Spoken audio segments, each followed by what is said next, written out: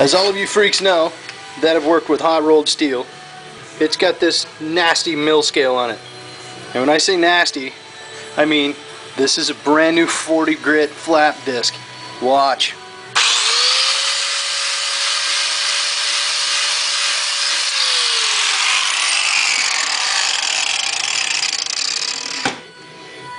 Now for those of you who don't know what I just did, all I did was make it shiny. I didn't get through that nasty mill scale at all. See a couple of scratches in it, that's it. Well, I've learned probably the most valuable trick I've ever learned since I started messing around with metal. It's this. Concrete cleaning acid, my friends. You take concrete cleaning acid, which is a 30% hydrochloric acid, put it in a nice concrete mixing tray, like that. Okay? Don't splash it in your bloody eyes. Put your steel in there for about 15 minutes. You'll need a bucket of water handy, because you're going to have to wash the stuff off when you're done. And you're also going to need a pair of rubber gloves, because that stuff will take your skin off. So let's check it out in a sec. Alright, check it out. I've had it in here through 2 songs on the radio. Let me tell you, I'm that scientific right there. And you want to know something that made me feel really stupid? Check it out. Yeah, that's the impenetrable mill scale coming off with a rub. Insane, isn't it? Notice the rubber glove. Put it in the water. In the water, so you don't hurt yourself. I mean, let's not be too stupid. Throw it up on the bench. Towel her off.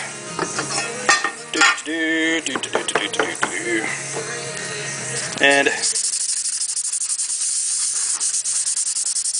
see it. What the flap disc wouldn't do, you can now do with your hands. It's really nuts. I mean, it seriously comes right off.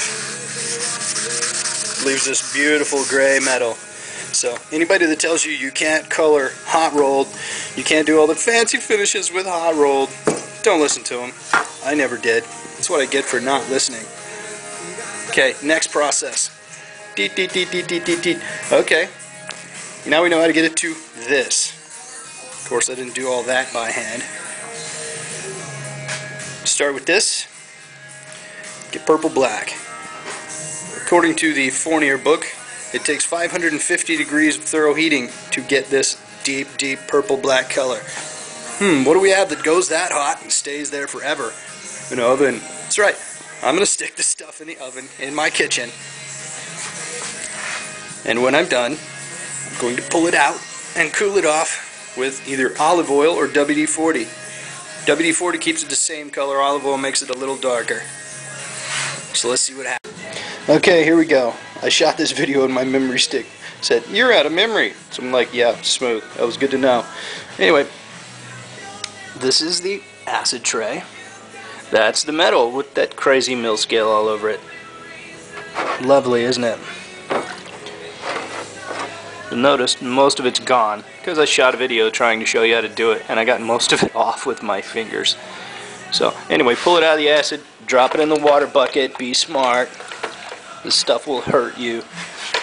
You can't hear it right now, but I've got a giant ventilating fan going, and it works quite well. That acid makes that mill scale so soft. Look at that. I mean, it takes it off like paint stripper, and it doesn't hurt the metal. Just leaves this beautiful gray metal behind. So anybody that tells you you can't use hot rolled, don't listen to them.